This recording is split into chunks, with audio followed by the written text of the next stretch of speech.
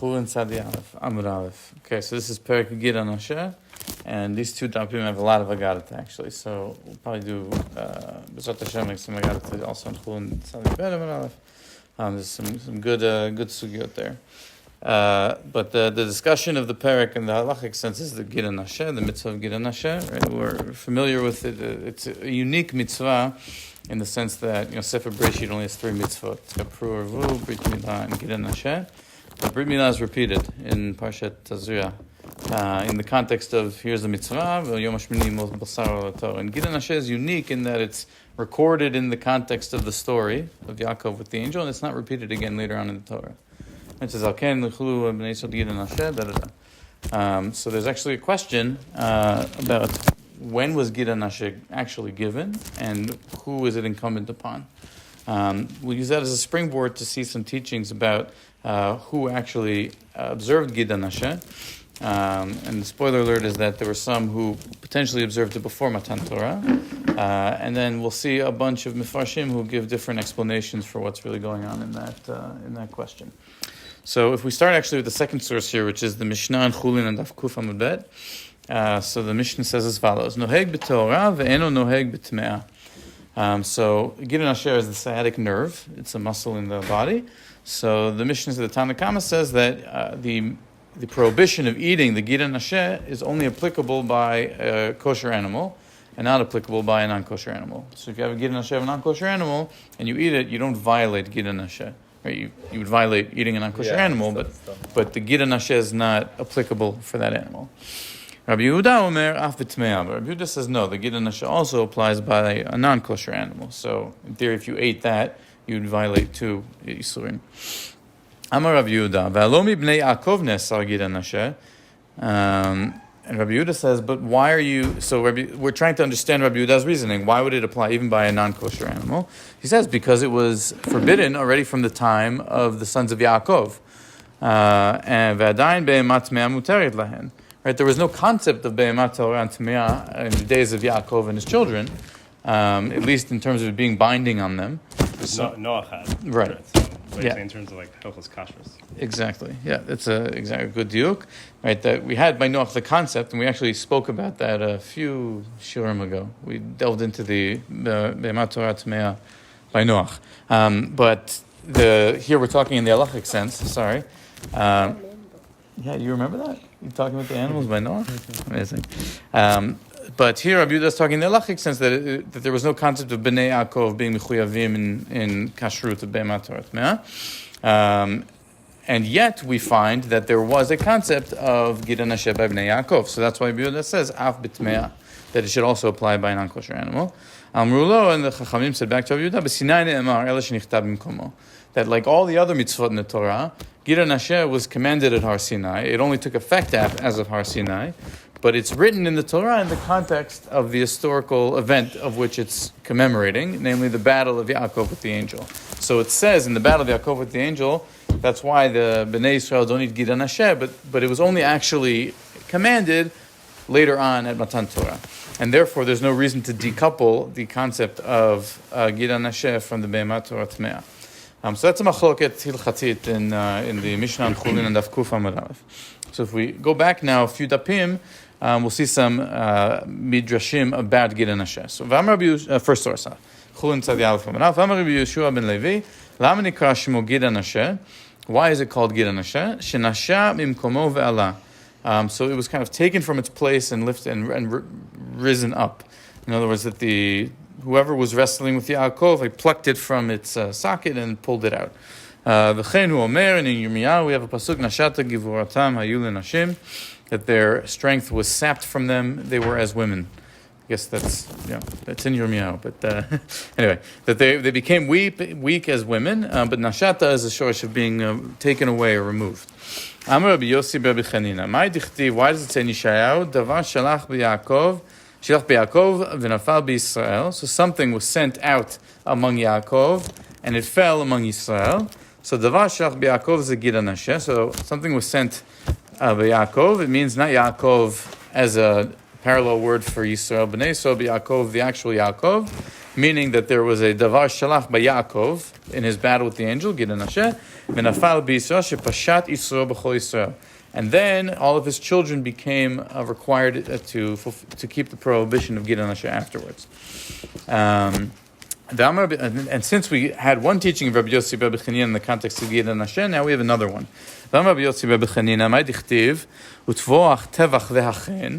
So when the brothers come back down to Mitzrayim the second time, all right, Yosef initially sends them back, says, don't come back without Binyamin. They come back with Binyamin. Yosef greets them and says, okay, let's have a feast. So he tells his steward or his butler, right, prepare the meat, slaughter the meat and prepare it. So what does that mean?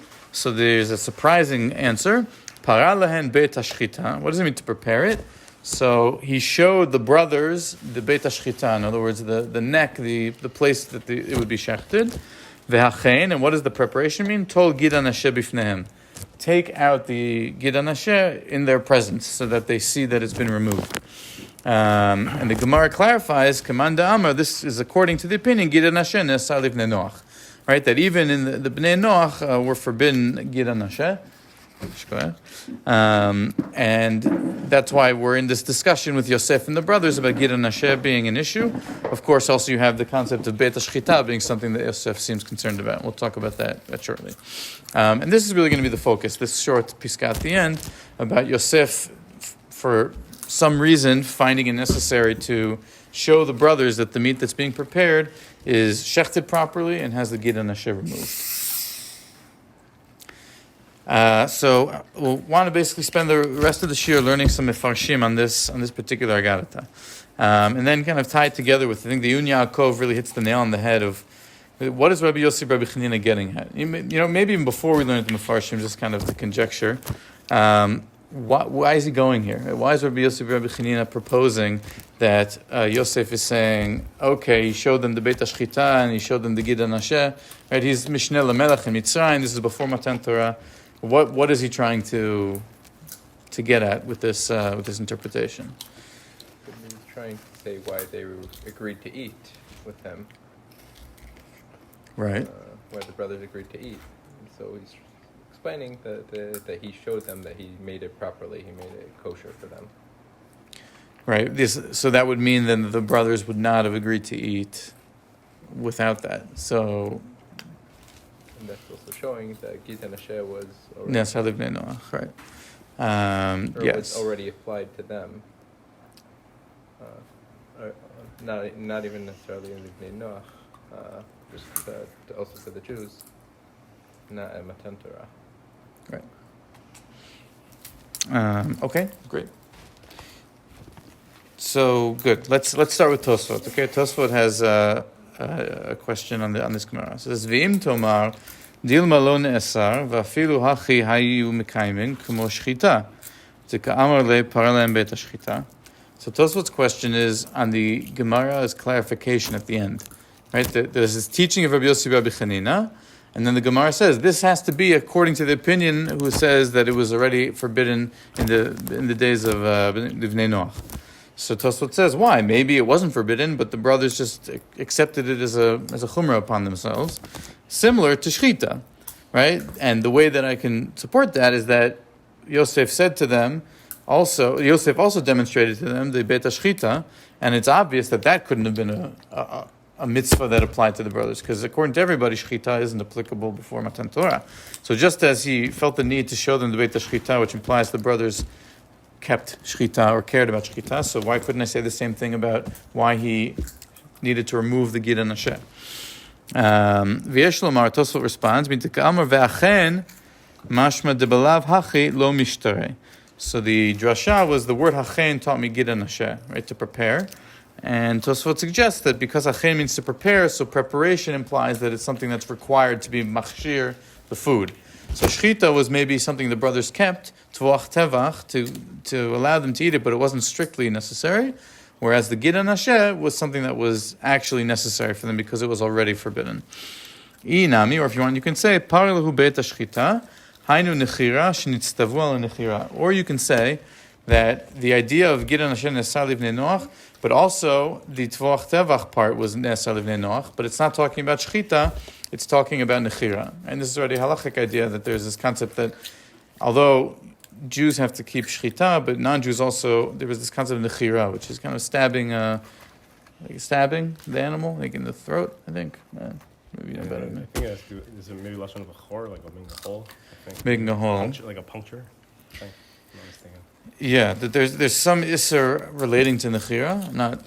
I don't know the halacha well enough, but that was even applicable to Bnei Noach for reasons of Ever Menachai, right? That there's kind of this idea that you can't do nechira. So it says parla and beta shchita, so it doesn't necessarily mean in the sense of that they were required to do shchita, but that he showed them that the animal that there wasn't an issue of nechira, essentially, and it's the same place. Possible for Ever Menachai that they need to kill the animal before. Right. So parla and beta shchita means that the animal was killed, right? To show them that he's going to kill it, and so that because that was also applicable to them at this before Matan Torah. So all what like Tosfot's saying is basically not for sure that Gidan Hashem Nesal ibn Nach, like what the end of the Gemara is trying to say. Like he's saying maybe that's not the situation. It could be it was other things. So his first answer is saying that, well, the Gemara concludes that is the case. This has to be according to Nesal ibn Nach. So Tosfot's trying to understand why the Gemara feels compelled to conclude that, right? So his first answer is that it's because that to use the word v'achen, which implies something that's required, and his second answer is that it's because also the nechira was applicable to Bnei Noach. So you have both of them, I think. I don't know if this comes up in your shir, the cynical approach that Chazal say that one of the things Yosef told on his brothers that they were eating Eber Minachai. It's like he's showing them like, don't worry, this meat is shechted, like it's you could eat it. Baruch shekivanta. Is it in there? We're getting to it. Very good. Shkoyach. Very good.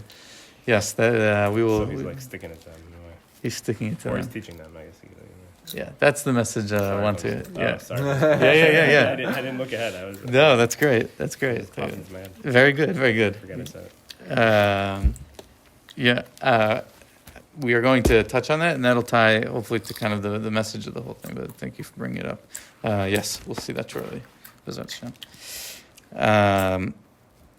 Okay, good. The Maharsha, in his comments on the Gemara, has what I thought was a really nice diuk. It's pretty nuanced, but I thought it was clever. So if we go back to Rabbi Yosef Rabbi Chanina's statement, so he says, tevach ve'achen, para lahen beit hashchita. So he showed them the place to shecht. Ve'achen tol gid hanasheh bifnehem. And he removed the gid hanasheh in their presence. So this word of bifnehem is only by the gid hanasheh and not by the beit hashchita, even though it says para lahen beit hashchita, but not necessarily in front of them. So Maharsha says, Dikdek lomar gabe gid hanasheh bifnehem, velo kalmar gabe beit hashchita. Why does it say bifnehem only by gid hanasheh? Mishum di'im haya shochet echad mi beit Yosef, because we're talking here about non-Jewish, but Egyptian staff, right, in the royal palace of Egypt. So the person who ostensibly is going to be doing the shechting is not Jewish. He's from the house of Yosef. So even if he did it in their presence, it wouldn't have been a kosher shchita. Right? The halach is a shchita has to be done by a Jew. And even if a Jew is watching a non-Jew do the shchita, it's not kosher. So that's why for the shchita it has to be done by a Jew. It wouldn't be effective if it was done by a non-Jew. So when it says para lahen beit hashchita, the Maharsha says he exposed the animal for them. In other words, that the brothers themselves had to do the shchita. Because if they had allowed someone from Yosef's house to do the shchita, then it wouldn't have been a kosher shchita, according to the requirement that a shchita has to be done by a Jew. But by Gid HaNasheh, vadai de'af be'oved kochavim notel lifnehem sagi. There's no such prohibition when it comes to removing the Gid HaNasheh. Anyone can do that, even a non-Jewish butler in the royal palace. And therefore, it says, bifnehem, he removed the Gid HaNasheh, but there's no concept of bifnehem by the shchita because there's no choice. The brothers had to do it themselves.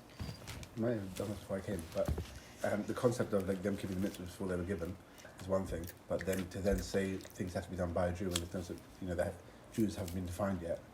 Is there no like separation there? Good. So good question. So we discussed in the beginning, kind of the Mishnah in Hullin talks about whether Gid Anasheh specifically was applicable only after Matan Torah or even before then, because that mitzvah in particular is written by Yaakov and says, and Yaakov's sons therefore kept Gid Anasheh. And there's a machlokah whether that means from that point on or it's from Har Sinai, but it's taught in the context of the story. But you're right. In terms of other mitzvot, we're just assuming here that Meaning they had to the eat Bnei shechita. Yaakov cared about shechita. Right, Yeah. but then to say that but only we can shecht it, and there's no you haven't like made the Jews yet. Right. Right. Interesting It's differentiation. like a retcon. In other words, the only people who can do it are them Right, themselves. but meaning also you could even argue that like the person who otherwise was shechted would be an Egyptian. There were Egyptians who became Jews. The Arabs who left. Later. Meaning Jews were not defined yet as you are the Jews. Bnei Yaakov, whatever, basically, yeah. Correct. Yes. They're the closest thing. You're right. You're asking a good shot on the Marsha. Right. This is building on assumptions that there was this, right? This is taught throughout the Midrash, right? That the Avot kept the Targum mitzvot, right? Like Avraham, it says in Gemara and Yuma, I think.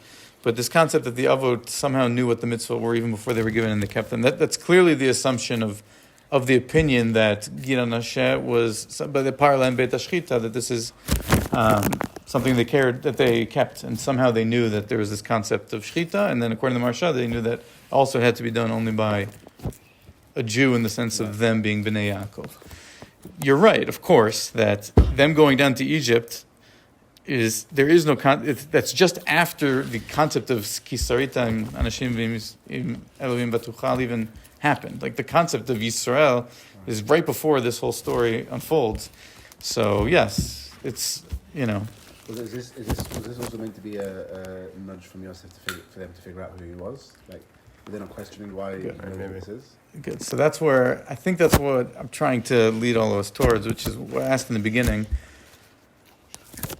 Is the point of Rabbi Yosef Rabbi Chanina's medrash here to say that Bnei Yaakov kept shchita and only if it was by a Jew, or is he trying to teach, like, regardless of the historical point, like a message of what is Yosef doing by doing this, and he's using shchita as kind of a vehicle to teach that message? I'm more attracted to that kind of a way of understanding it. We're getting towards there. But you're asking the right questions, I think, right, the Marsha kind of paints you into a corner where before the concept of the Jewish people exists, you already have this chiyuv of only eating meat. Right? And it's also, you're in Yosef, the brothers go down to Egypt, and now they come to the palace, and they're invited, and they're going to start with all of these strange chumras about, we can only eat the animal that's by a Jew. It's bizarre. They're in the presence of Mishnah Lamelech, and they're desperate. I think something else is going on here that's much deeper in what's really being discussed. And it's just there's an interesting kind of halachic discussion that's also being carried on in parallel, but you can kind of take that as you'd like. The question of Gid Anasheh specifically is a bit different than the rest of the mitzvot, because all of Targum mitzvot saying that Bnei Yaakov kept them. How do they know? Things that have to do with Jews versus non-Jews is difficult categorically. Gid Anasheh, as we saw in the Mishnah Hullin, is a bit different because it's commanded specifically after the battle. So you could, in theory, say Yaakov limps back after his struggle with the angel, and then there is this acceptance by him and his family on not eating Gid Anasheh even before Matan Torah. We use the Lashon Bnei Yisrael, which is like, in theory, you could argue means them. Okay, no, you remember Bnei Yisrael, Gid Anasheh. Yeah.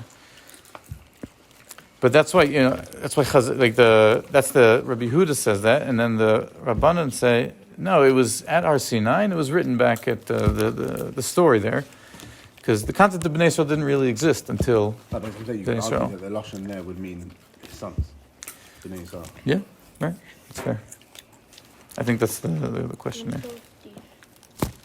This is a real water.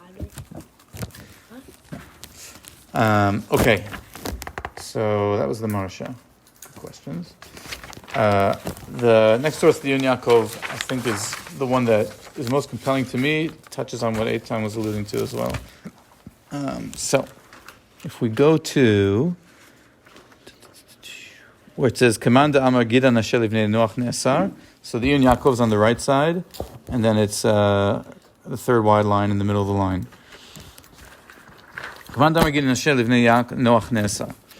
Okay, v'had ka'amar lehem paralem beit hashchita, I'm betosfot u'marsha. So he says, first go look at the opinions we just learned. It's Tosfot and Maharsha about how they are medayek in the lashon of this midrash. V'od yesh lomar, and furthermore we can suggest the bishlama ha detziva paralem beit hashchita, that it's fine that he commanded his steward to show Bnei Yaakov the point of slaughter, afal gav de lo nitztava alehem, even though it hadn't been commanded to them yet. So the Yun Yaakov here is rejecting the idea that he says ve'adarabba, and the opposite, matzinu shehevi dibatam ra'al avihem lomar shechashudim hem al ever min achais. This is exactly what Eitan was saying, that it's quite the opposite, right? That there's a different midrash that says that when Yosef brought lashon hara against the brothers to Yaakov, we're not told what he said that made them hate him. So the midrash says that he brought the rumor that they violated Ever Min Achai. Yesh lomar she'asa ken kedei she'asimu al libam al ma she'asu lo v'yishchetu et se'ir ha'izim. So why is now Yosef, and this to me is like a very compelling idea, right? Why is Yosef showing them the Beit HaShchita? Right? Because what did the brothers do? Right? The whole point of the whole game that he's playing here with the brothers, right? He's sending them through all these loops with Binyamin and the cup, and it's to get them, one approach. This is the Ramban, famous, kind of developed this idea. Everything that he does is a ploy to get them to be makir their sin and to do tshuva. And the Yunyak, that's right, or for his dreams to come true. That's a different approach. Oh, is that the Ramban? The dreams come true?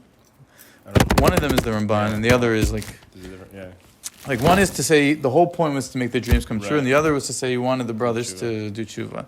So the midrash here is right by suggesting that his original lashon hara was about Ever Min Achai, is also touching on this point that here when he's showing them paralem beit hashchita, it's not really about were they mitzvah and shchita like the Maharsha said, and only by a Jew and non-Jew. No, he's showing them a message like here's the animal that I'm preparing for you. This is where it's going to get slaughtered. Do you remember any time that you've ever slaughtered an animal? Here's the blood of the animal. Does that ring any bells for you? Right? The whole point of this ceremony of paralem beit hashchita is to remind them of their original sin in Mechirat Yosef. Right? Lachen ramaz lahem bezeh. V'zeh hakavana para lahem. And here the Yaakov has a brilliant also diuk. Right? Para lahem, para means to expose. So it's kind of like he's showing them the neck of the animal. But para also comes from the lashon of peraon. Like payback. Well, like paying back. Paying back, exactly. Right? Peraon hu lahem bezeh. She'yidbaishu al ma shetavluk tunato b'dam shchita. That they should be embarrassed through the fact that this is getting exposed to them, and it's put in their face. That should then be a payback for what they had done to him, and it's being put in their face. And the dam shchita from the goat that they slaughtered when they sold him into slavery. Masha'en ken b'netilat gid hanasheh, which is not the case when it comes to taking the gid hanasheh. Shetziva tzarich lomar shenitztavu livnei Noach. So this is how the Yun Yaakov understands the Gemara. Why do we say Kamanda Amar gid hanasheh nesa livnei Noach? Because the whole purpose of paralem beit hashchita is something else entirely. It's not about the halachic question of whether the brothers kept shchita or didn't keep shchita, whether it was they needed a Jew or not a Jew. Paralem beit hashchita has nothing to do with the halacha of shchita. It has to do with he showed them the point of shchita to remind them of the shchita that they had done when they sold him into slavery, to bring them to be me'orim, to do tshuva. He also said, let's remove the gid hanasheh because gid hanasheh was forbidden even to them. So it's two completely different points. It's not two halachot of kashrut. One is a musar point that Yosef is imparting, and the other is a halachic requirement that the brothers needed to keep, even back in their day. And that's why the Gemara is clarifying that point. So that's the Yun Yaakov, which I think is a nice shot, and it ties to what Eitan raised earlier around the right. Chashudim lahem al ever min achai. Right. Why ever min achai? Why was that the thing that the Medrash thinks that the brothers, that Yosef lied about to Yaakov, to the brothers about the brothers? Because again, it's about what their sin was. It was about this concept that they slaughtered this animal and they used the blood to put it on the ketona and they sold it into slavery, and so their sin is involved in the sin around shchita. Like that is the stain upon which Mechirat Yosef is colored. And so that it all ties back to that, and that's what the Ein Yaakov is arguing here as well. Okay, we just learned a few more midrashim in the remaining time we have. So in Bereshit Rabbah, it says as follows: "Vayikchu anashim vayar Yosef otam ve'achen." Okay, so here there's a completely different interpretation of this pasuk Utvach tevach ve'achen that we saw. So what does it mean that when he told the butler to prepare the meat? So ve'en hachen el Shabbat. When we talk about preparing the meat, that's always in the context of Shabbos Kodesh. Because we see when the man was first commanded to Bnei Israel, right, that they had to prepare the man by taking 2 portions on Friday to prepare for Shabbat. So the concept of ve'achen comes up with Shabbat. So Bereshit Rabbah here seems to be doubling down on the concept that we said the Ein Yaakov was moving away from, that Yosef kept Shabbat, right? And this is when he was also Mishneh Lamelech in Paro's house, that Shabbat was something that he kept. Tuach Tevach Ve'achen, the brothers kept it, and so Ve'achen, that he was preparing it for Shabbat. The Midrash Tanchuma elaborates on this idea a little bit. It says, when the brothers went back down to Egypt the second time, Yosef itam et Binyamin. So Binyamin was with them. Right, it's very unusual for a king to have people come in and say, "Oh, let's just get a feast." Right? Everything is planned in advance. The king is a busy guy. He needs to have a calendar. What is this idea? Amar Rabbi Yochanan, Shabbat haita. No, that day that the brothers came was Shabbat. Shnemar ve'achen, ve'en achen el Shabbat. Shnemar ve'ya b'yom shishi ve'chinu. Amar lo HaKadosh Baruch Hu. And here the Midrash Tanchuma brings it to a message. Hashem says to Yosef, Ata shamarta et Shabbat ad shelo nitna. You are keeping Shabbat in Mitzrayim before it's even given. Chayecha b'yerlai shani ani oseh sheben bincha yeh makriv b'Shabbat. As a reward for you keeping Shabbat in Egypt, I will make sure that your descendant gets to offer a korban on the 7th day. Minayin mima shekaru b'inyan b'yom hashvi nasi livnei Ephraim. Right, that you had the 12 tribes all brought the korbanot for the Akamat Mishkan. The 7th day was Ephraim, the descendant of Yosef. That was a reward, and the tradition is that the first day of that was Yom Rishon, so the 7th day was Shabbat. The Nasi, who merited to bring on Shabbat, was Ephraim, as a reward for Yosef keeping Shabbat in Egypt. So again, there's kind of the 2 layers here of the halachic question of, did Yosef actually keep Shabbat k'ilchata?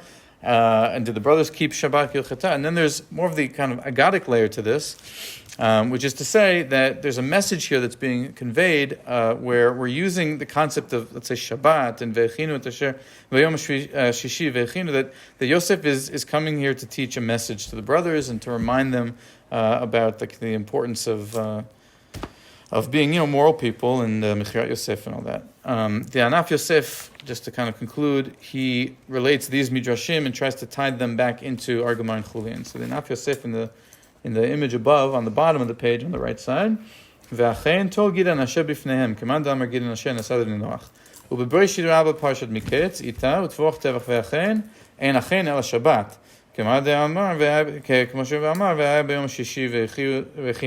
Okay, so that's what we saw. Okay.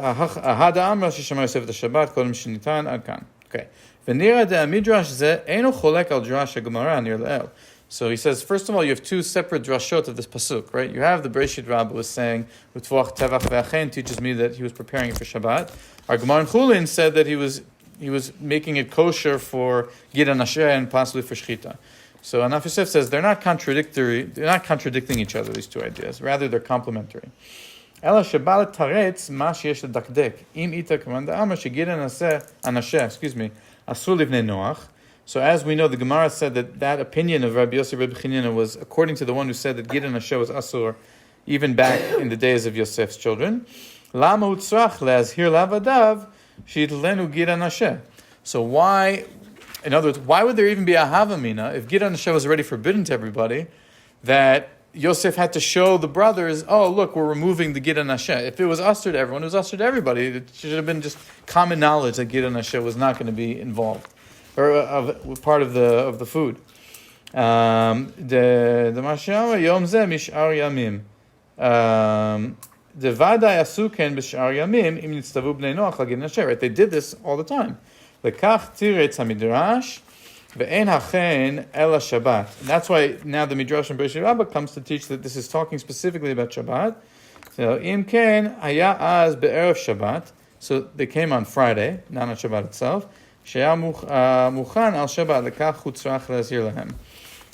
That really what he's talking about when he says parla and beit hashchita and the hachen here about, it's true the hachen is told Gidan Hashem b'fnehem, but in the context of getting the food ready for Shabbat, not just Gidan Hashem as its own isser. So he kind of tries to have his cake and eat it, have his Gidan Hashem and eat it too. Where he's trying to tie these midrashim together. Again, just to conclude, right? We had said earlier. Again, I forget who says what. I think you're right. The Ramban's whole approach is about he's trying to fulfill the dreams, and maybe it's another mafarish that it's that Yosef was trying to get the brothers to do tshuva, but to kind of read underneath what these midrashim are saying, that the deeper message behind what Yosef is doing in inviting them to the feast, the Midrash is saying this isn't just a game. He's not torturing the brothers. He's trying to remind them and get them to see kind of what they had done.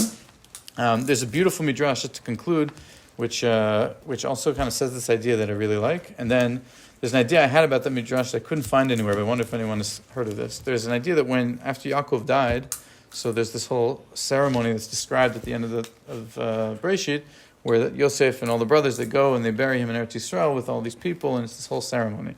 So the Midrash says they went back to Eretz Canaan, right? So the Midrash says, along the way, Yosef detoured to the pit where he had been thrown in with the brothers.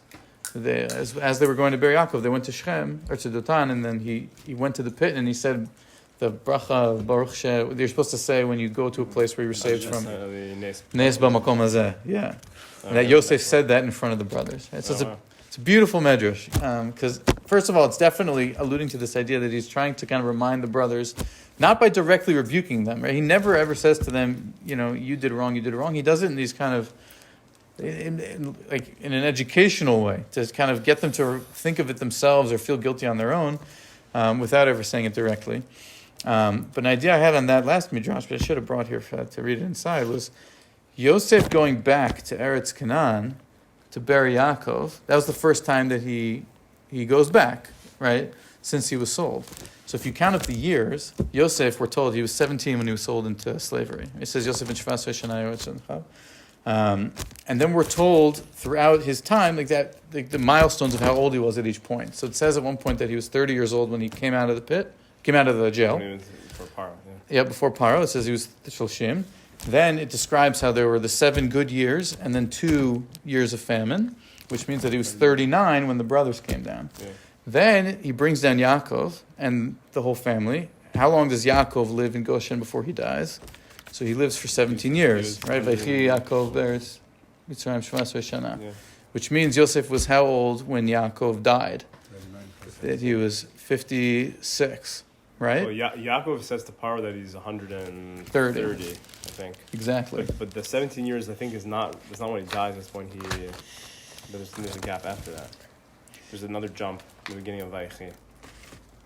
He was 130 when he went down, and he died at 147. Years. No, but did he die? He didn't die. He died at 147. He was older. Because then he gets sick. There wasn't.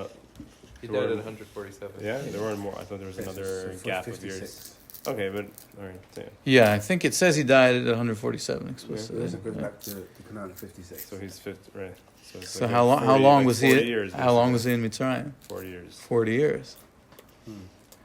So I didn't see this anywhere. I haven't found anyone who says this, but to me it's so obvious. He was in Galus for 40 years. Rabbi Foreman? He was in Mitzrayim for 40 years. David Foreman, and in his book on the Haggadah, he has a whole section about how that whole story was like I don't remember that he specifically addresses what you said, but he has a whole malach about the brothers leaving Ber Yaakov is like it's like the Exodus that should have been. Like it's like the precursor to the real Yitzhak Mitzrayim. So there's a lot. Ayin Sham. Yeah. If you get a hold of the book, it addresses a lot of what you said. Fordman? Okay. Yeah, Doug Foreman. Okay, beautiful. Yeah, that aligns nicely with this. I mean, I read it a while ago, so I don't know if the 40 years is a good pickup. But he has some other things in there about like the Yeah, so like Yosef being in like the first one who goes to Galus, and he was in Galus for 40 years, and then he goes back to Eretz Canaan, as being like a precursor for the 40 years. Anyway. But what's the name of that book? Wait for me. It's called something in the Pesach series you thought you knew or something. I'll find the name. Oh yeah. Oh, thank you. Yeah.